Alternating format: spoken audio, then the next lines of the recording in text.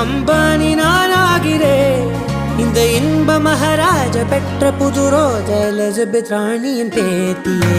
தாயே தாயே மகளன வந்தாய், தந்தை சிந்தை நலமுற வந்தாய்.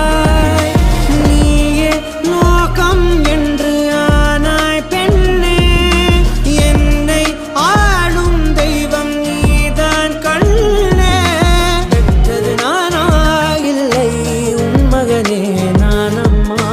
தாயே தாயே மகளன வந்தாய், தந்தை சிந்தை நலமுற வந்தாய்.